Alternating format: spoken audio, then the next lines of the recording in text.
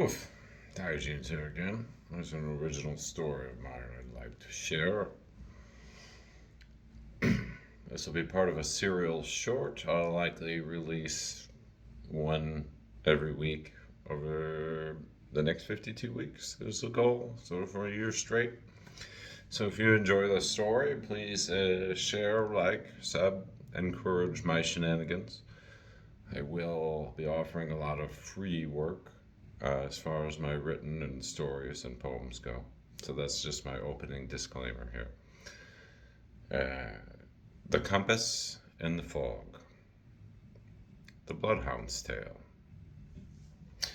50 miles north of Springer Mountain, where the Appalachian Trail begins, its long spine through the ridges, a man walked with his old bloodhound. A man broad-shouldered and quiet, a mountain-born fellow whose boots knew the dirt as well as they knew his own porch. The hound, me, was his shadow, my nose to the ground, ears dragging in the leaves. The morning was gray, mist curling low between the rhododendron thickets. The man carried little, a pack with bread, jerky, and a tin cup. He said little, too, but I could hear his heart when he stopped to breathe.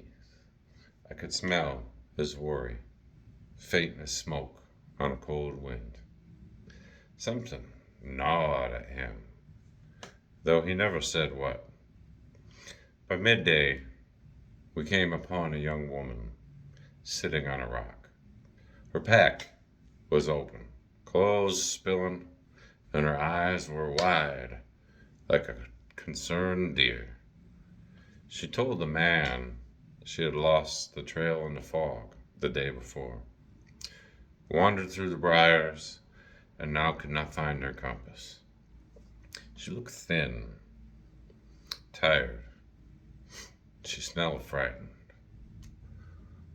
The man knelt without a word, filled her cup with water from his own canteen. He broke his bread in half and gave her the larger piece. She began to cry, the quiet kind of crying that carries both relief and a bit of shame. I, the hound, nosed the ground, and I soon caught that familiar smell, that pang of metal and leather beneath the wet leaves. A compass. I pawed at it until it turned, catching a sliver of sun. The young woman gasped, laughing through her tears. We walked with her for a while, the man steady as a post, guiding her feet back onto the whole blazed trail. When the fog lifted, the path shone clear as a ribbon. She found her strength again. At the next shelter, she thanked him and hurried on northward.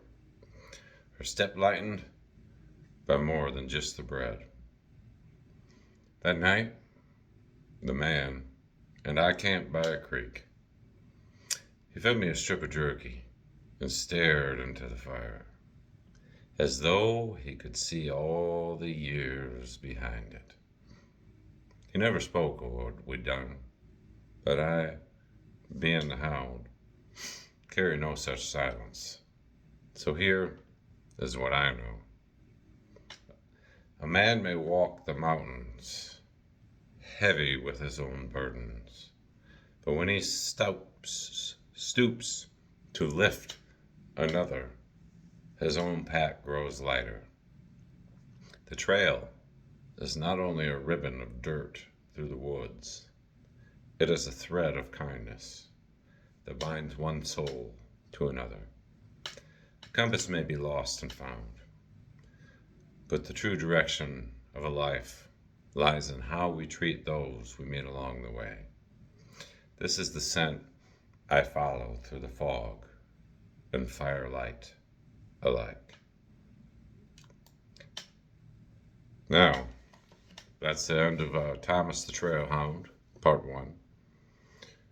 And if we could only take one message away from this, in my opinion, if we could only have that same type of enthusiastic kindness and willingness to help each other out in the wilderness trails and mountains, and bring that to the concrete jungles, we'd all be better off as a society.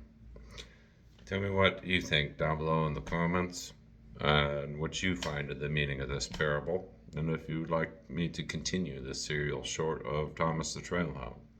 Like, subscribe, give a creative author a chance on this world to be raw, unedited, and human. Not trying to be flashy and brain rotty, though I do post some AI fun. So that was episode 1, Thomas the Trailhound. If you made it this far, I wish you all well in life. Woof. Diogenes out.